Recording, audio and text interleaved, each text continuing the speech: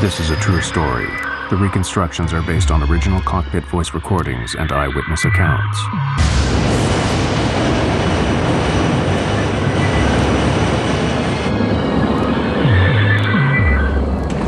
I can't see anything. Damn, we're off course. No, I can't see it. Way off. On June 1st, 1999, as an American Airlines jet prepared to land amid fierce thunderstorms, passengers knew they were flying into trouble. I don't know what made me aware, so doggone aware, that we were going to have a problem.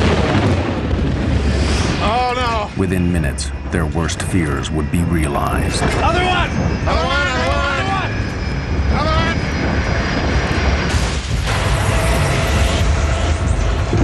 I'm yelling, get away from the plane. Run. Get away from the plane. I don't know where we're at, but there's a road that goes around the airport. Well, we got a lot of people hurt.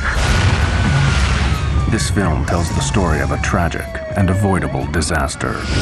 The investigation would reveal a lethal combination of pilot error, the devastating effects of severe weather, and a dangerous race to keep the plane on schedule. It would also uncover disturbing evidence of an industry-wide failing, one that could kill again at any time.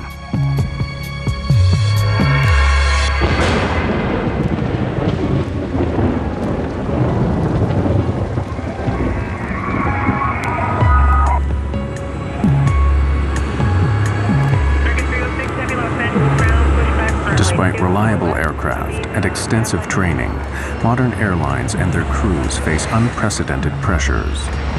Intense industry competition demands that the whole system, from the flight planners to the pilots, be efficient and on time. The stresses this can bring would play a vital role in the loss of Flight 1420.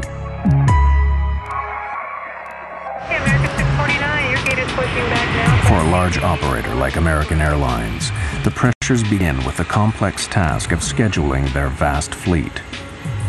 Dispatchers direct the planes around the world in a carefully choreographed dance.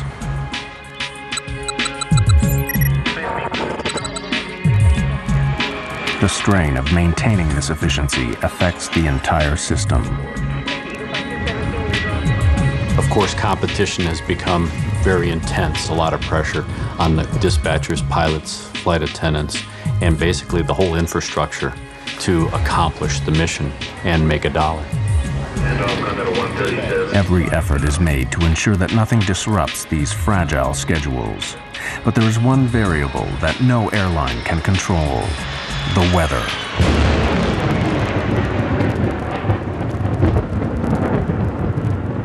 The southern states of America are especially prone to severe weather, where storms not only cause delays, but pose extreme dangers to commercial jets.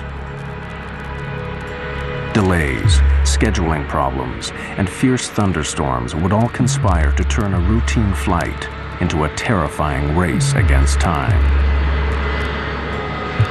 On June 1st, 1999, American Airlines Flight 1420 is running late. The movement of the storms, everything is sliding to the southeast. So yes, we do have a stormy evening headed our way. The delay of Flight 1420 put pressure on the pilots even before takeoff. The responsibility can fall on flight crews to keep a tight schedule on track.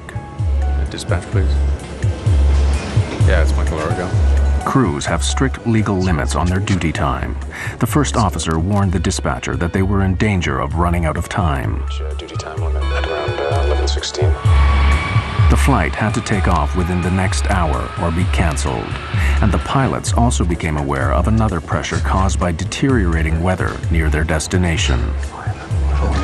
Pilots had a weather briefing that they got before they departed Dallas-Fort Worth, which provided the forecasts, the weather alerts. The dispatcher and the captain preparing for the flight looked at the weather information and thought they could get to Little Rock before the thunderstorms impacted. The 139 passengers just wanted to get home. I was traveling with my son and my daughter. We were coming home from our vacation. It was my daughter's first flight. The plane was late and there were a lot of delays, of course. It was tiring, it was frustrating, it was late at night.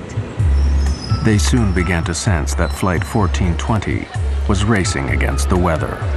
As they called for us to board the plane, and they wanted us there and just to get on really quickly. Just get on, sit down, put your seatbelt on, we're going. They did mention that there was bad weather between us and Little Rock. They wanted to get ahead of the bad weather coming into Little Rock. Finally, over 2 hours behind schedule, Flight 1420 leaves Dallas.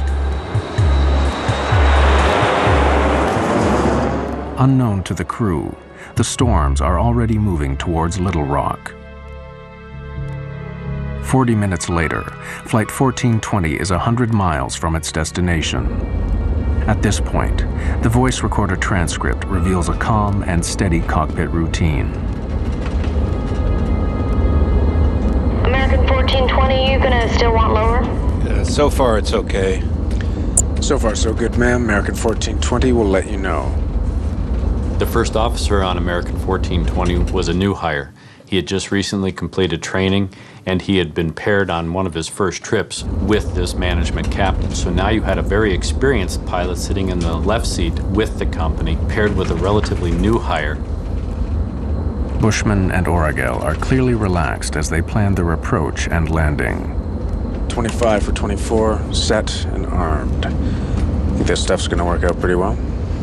Yeah, we're almost down to max landing weight. There's a moon out. Or a spaceship. Oh, it's the mothership. Center pump's coming off. All right.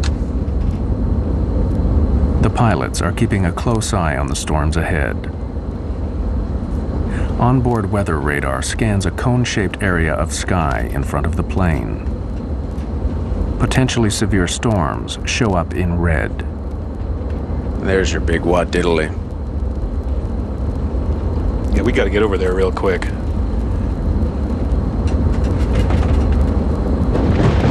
I don't like that. That's lightning. Sure is.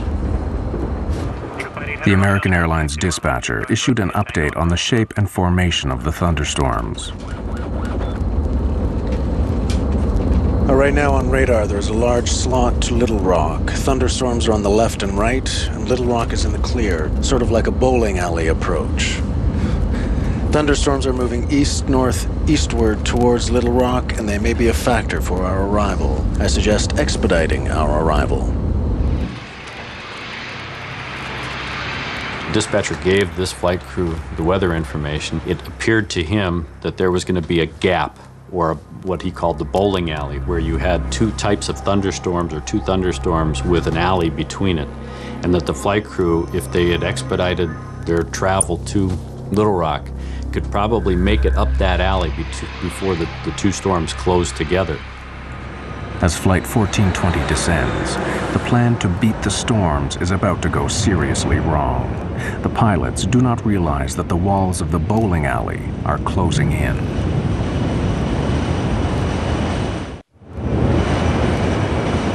The route flown by American Airlines Flight 1420 is flanked by treacherous thunderstorms, a corridor the pilots call the bowling alley. With 80 miles to go, the route to Little Rock still appears to be clear. This is the bowling alley right here. Yeah, I know. In fact, there are the city lights. Straight there. You want to go down? Not yet, but pretty soon. We're about 80 miles from the airport, and we started our descent toward it. Quite a light show on the side of the aircraft, and we're going to be passing that on our way to Little Rock. It's been a pleasure having you aboard our short flight, and I'd like to